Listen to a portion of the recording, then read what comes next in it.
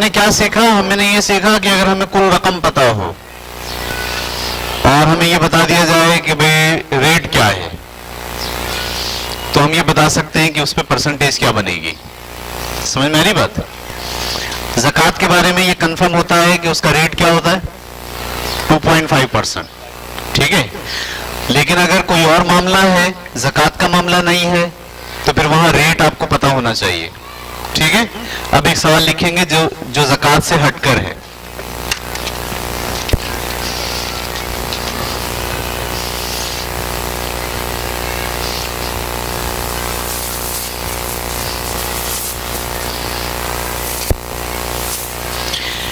एक आदमी ने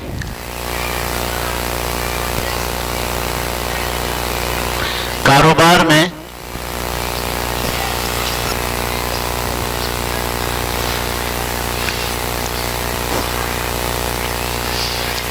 4,50,000 रुपए लगाए।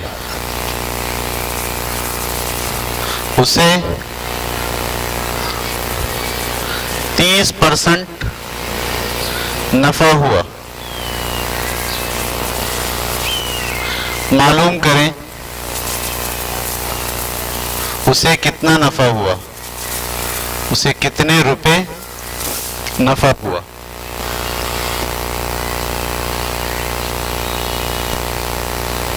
करें।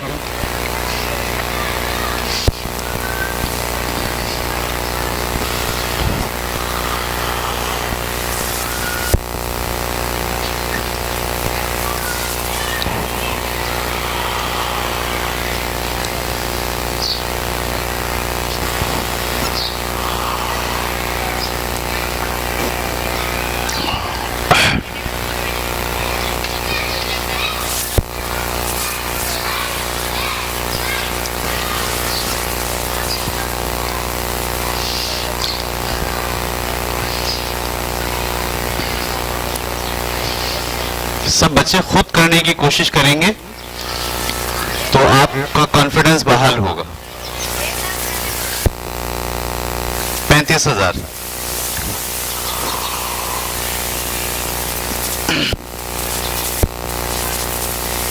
हो गया? तो क्यों नहीं कर रही हो? बैठी हुई क्यों?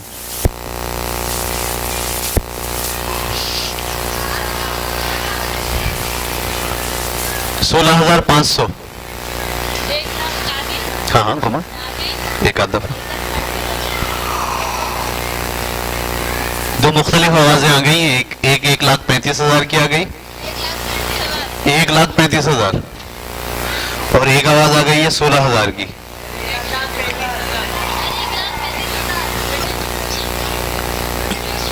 एक 1,35,000।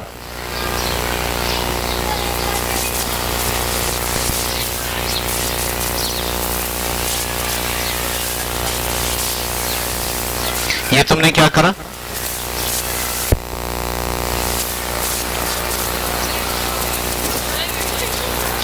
तो दोनों को नहीं आ रहा, एक साथ बैठे इस वजह से। फिर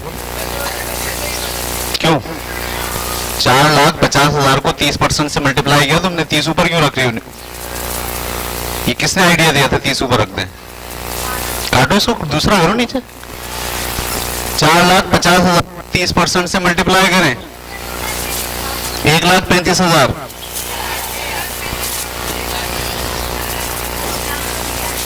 एक 1,35,000।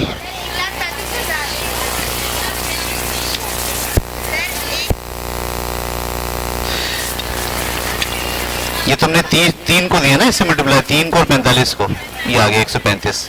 जीरो की तरफ एक ये बचा, एक ये बचा, और एक इसका भी बचा, वो नहीं डाला तुमने। अब वो 1,35,000 सही है। 2 जीरो से 2 जीरो काट दिए, काटो, कहाँ काटे? अब इसका 3 पकड़ो, उसका 45 पकड़ो, मल्टीप्लाई करो।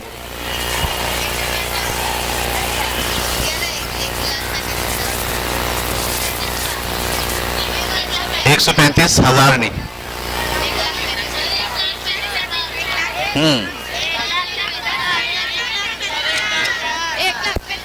ठीक है।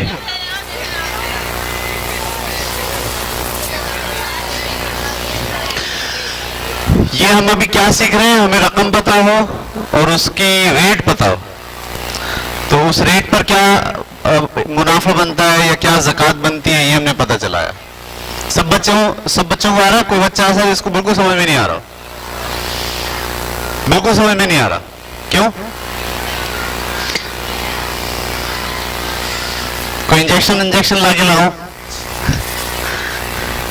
4,50,000 रुपए हैं, इसका कितना परसेंट निकालना है? 30%।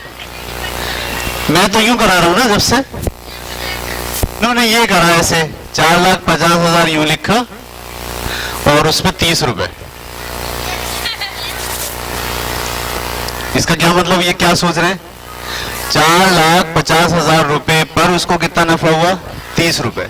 नहीं, हम ये थोड़ी करें 4 लाख पर कितना नफा हुआ, रुपयों में नहीं बता रहे हम। तो आपको नफा बता रहे हैं किसमें? जब हम परसेंट में बता रहे हैं, समझ 100 पे बता रहे हैं कि हर 100 के नोट पर कितना हुआ है? 30 रुपए हुआ है। समझ में? ये गलत हो गया, ये होना चाहिए 30%। अब आपने लिखा 4,50,000, 30 ऐसे लिखा, परसेंट की जगह क्या लिखेंगे? 1/100। मैंने तरीका ये बताया है कि ये वाले 2 जीरो से ये वाले 2 जीरो आपने, अब आपके पास ये 3 सोचो, इसको 45 सोचो। 45 को 3 से क्या कर दो? 3 पंजे 15, 3 चौक 12 और 1 13। जवाब क्या आ गया? 135। जीरो कितने छोटे में? 2 इसके छोटे में और 1 उसका छोटा हुआ है, तो ये बना 1,35,000। ये बात क्लियर हो गई सबको? चलिए एक सवाल और मैं दे रहा हूं इसी तरह से।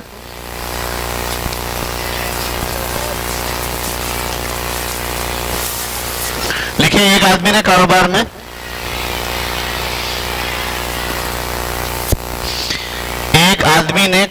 में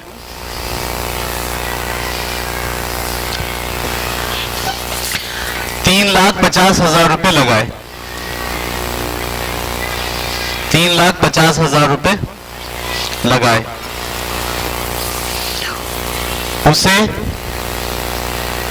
12% नुकसान हो गया। उसे 12% नुकसान हो गया। मालूम करें उसे कितने रुपए का नुकसान हुआ? मालूम करें उसे कितने रुपए का नुकसान हुआ?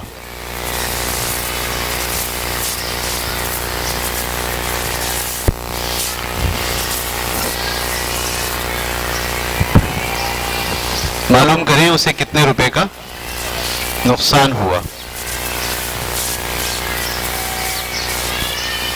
एक आदमी 3,50,000, 3, 5 और 4 जीरो, हाँ 4 जीरो, ठीक है। उसे कितना नुकसान हुआ ये मालूम करना। एक आवाज आ गई 42,000 की।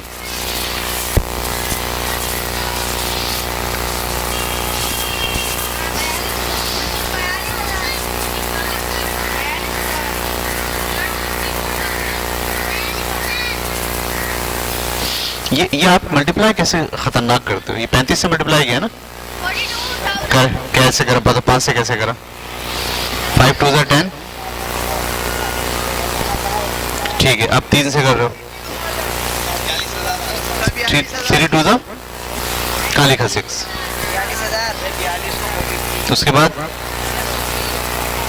अब जमा करो 6 और 6,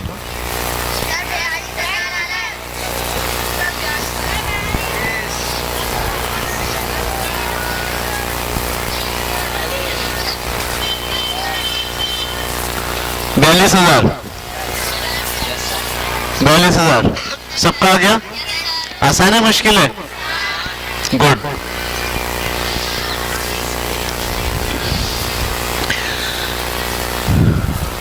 ठीक है।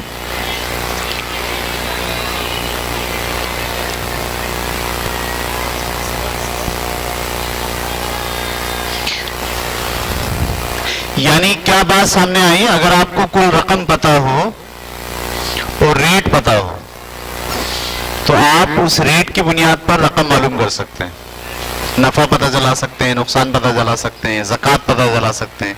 ज़कात का तो रेट आपको पता होता ही है 2.5%। लेकिन अब जो मैं सवाल करा रहा हूं वो थोड़े से मुख्तलिफ है, उसमें सोचने का अंदाज मुख्तलिफ होगा। उसमें आपको असल रकम नहीं पता होगी, उसमें आपको असल रकम नहीं पता होगी, रेट पता होगा और नफा या नुकसान पता होगा या ज़कात की रकम पता होगी कितनी दी है, कुल रकम कितनी दी ये नहीं पता होगी। सही है? तो इस सवाल को कैसे हल करेंगे? मसलन एक आदमी ने 400 रुपए ज़कात अदा की,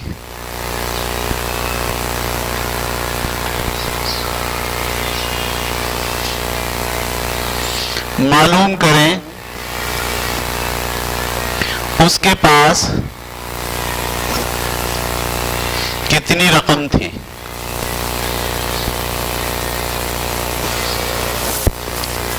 यह सवाल है।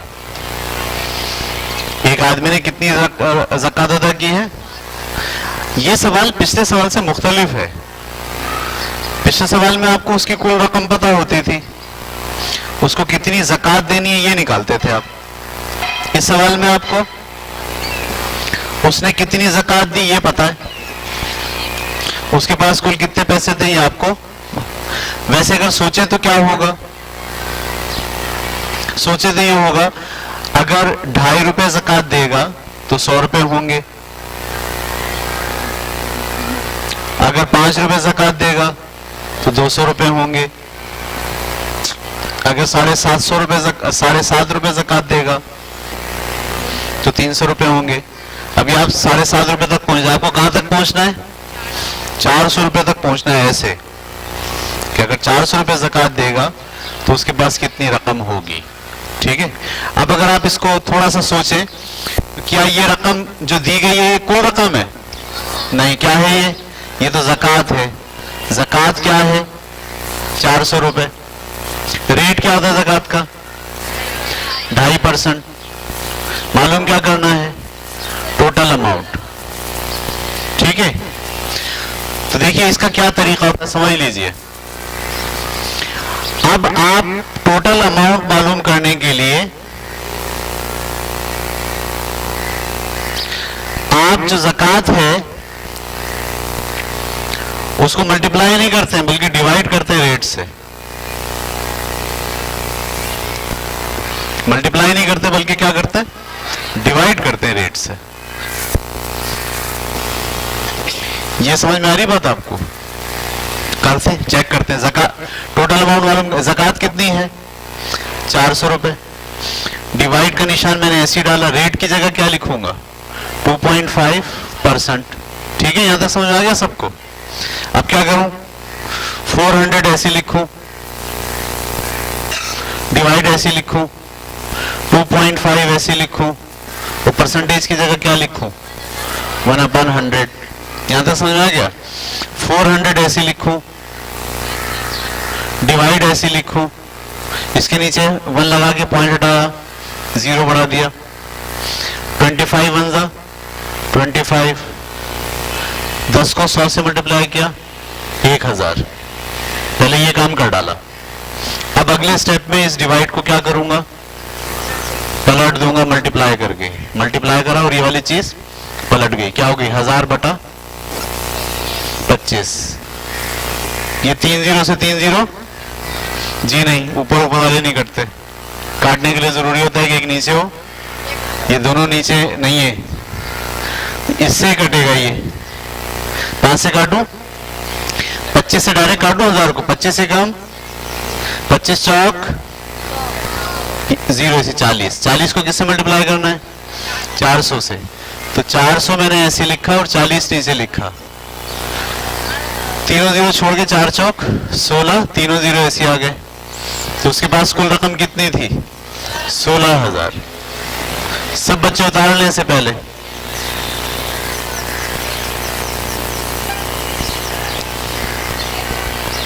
तीसरा स्टेप समझ में नहीं आया। ये 2.5 लिखा है, पॉइंट हटाया, पॉइंट की जगह क्या बढ़ा दिया? 0। तो ये 25/10 हो गया। अगले स्टेप में 25 को 1 से मल्टीप्लाई की 25 और 10 को 100 से मल्टीप्लाई करके 1000। ठीक है,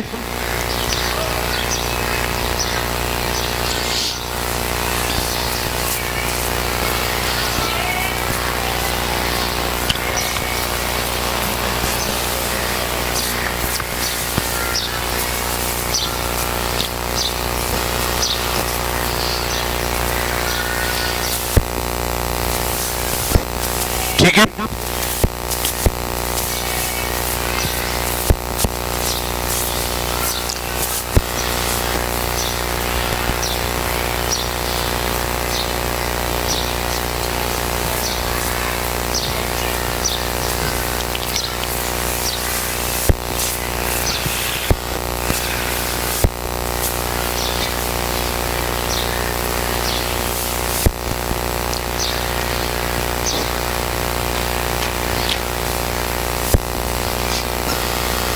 सवाल यहां लिख रहा हूं, एक आदमी ने 512 रुपए ज़कात अदा की।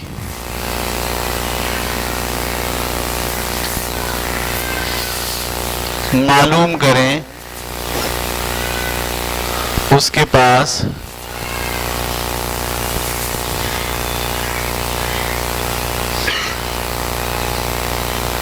कुल कितनी रकम थी।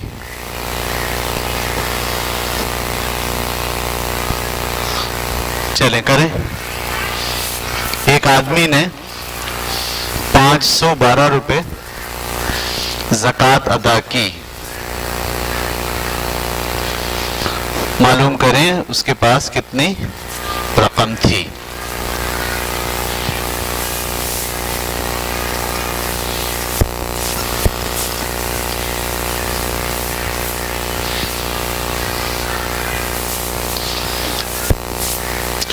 इसमें ज़कात कितनी है?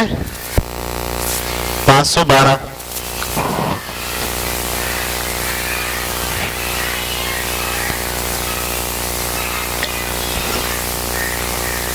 और रेट कितना है इसमें? 2.5।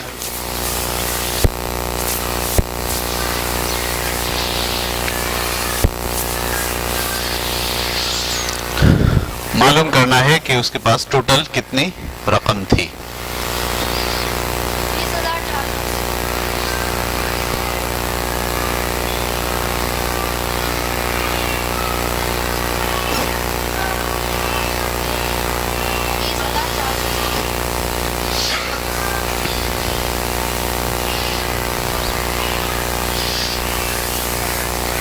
इसमें यहां परसेंट का निशान डालें।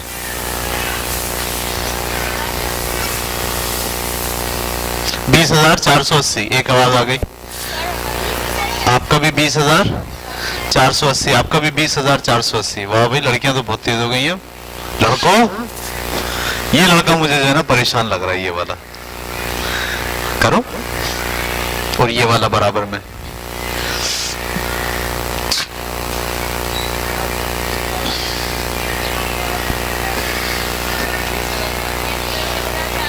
बीस 480।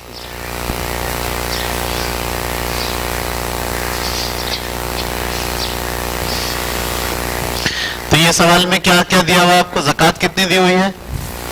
512 रुपए। रेट कितना है? परसेंट। टोटल आपको मालूम करना है। तो टोटल मालूम करने के लिए आप क्या करते हैं? ज़कात को रेट से डिवाइड करते हैं। ज़कात कितनी है? 512 डिवाइडेड बाय रेट कितना है? 2.5% इज इक्वल टू 512 ऐसे लिखा, डिवाइड ऐसे लिखा, 2.5 ऐसे लिखा। डिवाइड की जगह क्या लिखेंगे? 1/100। 512 ऐसे लिखा, डिवाइड ऐसे लिखा, इसके नीचे 1 था, पॉइंट हटाया, 25 से कम 25, 10 को 100 से मल्टीप्लाई करेंगे 1000। 512 ऐसी आ गया, डिवाइड को मल्टीप्लाई करके पलट दिया, 1000 डिवाइडेड बाय 25, इसको काटो, 25 से कम 25, 25 चौक 40, 40 को किससे मल्टीप्लाई करना है, 512 से। तो मैं जीरो तो छोड़े दे रहा हूं, 4 दूनी 8, 4 एकम 4, 4 पंजे 20, जो जीरो छोड़ा वो लगा दीजिए, 20,480। ठीक है, आसान है। क्या फर्क है इसमें और उसमें? उसमें आपको टोटल रकम पता होती थी, ज़कात निकालनी पड़ती थी। इसमें आपको ज़कात पता है, टोटल रकम मालूम करनी है। क्लियर हो गई? अब एक सवाल, अब ज़कात के अलावा एक सवाल है,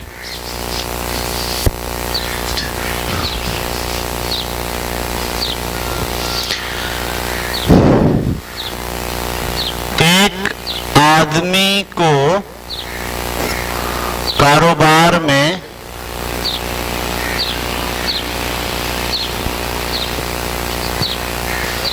15% नफा हुआ, ये रकम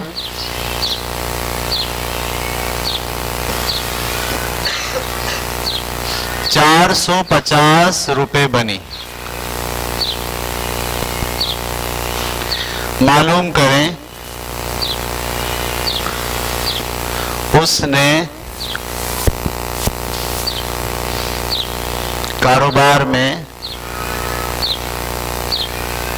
कितने पैसे लगाए थे।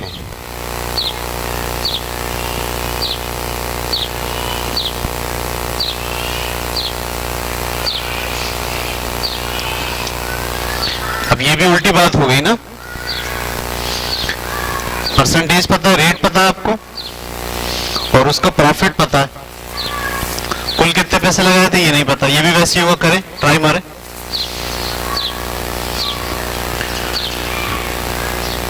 प्रॉफिट दिया हुआ है 450 और रेट दिया हुआ है, प्रॉफिट 450 रुपए है, रेट कितना है 15%, टोटल अमाउंट मालूम करनी है। चलें करें, 450 को 15% से डिवाइड करना पड़ेगा।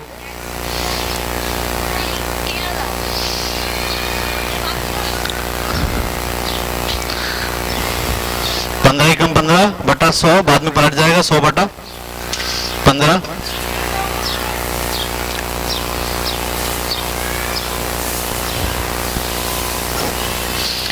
अब ये ज़कात नहीं है, ये प्रॉफिट है।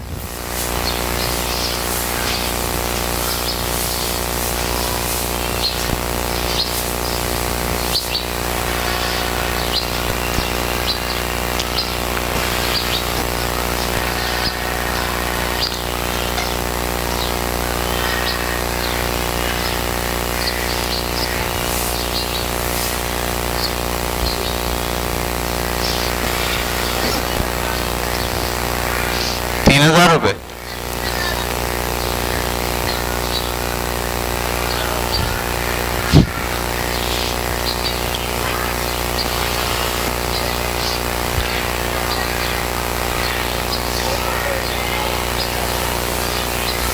ये क्या कर रही हो? डिवाइड करना है तो डिवाइड को पलटोगी नहीं, ये डिवाइड था ना, यहाँ मल्टीप्लाई कैसे कर दिया? पहले डिवाइड लिख के फ्रैक्शन बनाओ, इसको पलटो बेटे। ये 1000 कहां से आ गया? इसमें पॉइंट तो था नहीं, तुमने 10 जीरो कैसे बढ़ा दिया? पॉइंट होता है तो जीरो बढ़ाते हैं ना। 15 जरा 1/100 ऐसे आएगा, 15 मल्टीप्लाई बाय, इसकी जगह 1/100 तो लिखो बेटे। अगले स्टेप में ये 15 कम 15 बटा 100 लिखो, ऐसे लिख के 100। ये डिवाइड का निशान ऐसी और ये ऐसी, बाद में डिवाइड को मल्टीप्लाई करके वाली रकम पलट लो। 15 कम 15, 100 कम 100। ये डिवाइड ऐसी भी निकालो, ऐसी रखो। अब अगले स्टेप में इस डिवाइड को मल्टीप्लाई करोगी, ये चीज पलट जाएगी। 15 3 45 3000, ठीक है, शाबाश।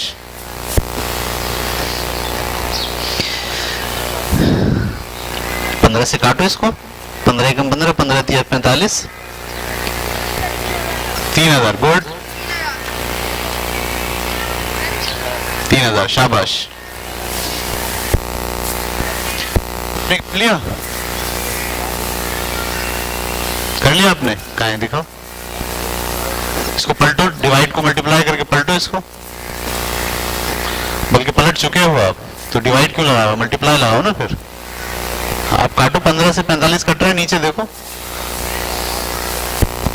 ठीक है। इस वाले केस में भी क्या था, इस वाले केस में भी आपको रेट पता था और प्रॉफिट पता था, टोटल रकम आपको मालूम। तो जब भी आपको टोटल रकम मालूम करनी हो परसेंटेज के लिहाज से, तो आप फिर मल्टीप्लाई नहीं करते बल्कि क्या करते हैं, डिवाइड करते हैं। ये सवाल समझ में आ गया? आसान है मुश्किल है?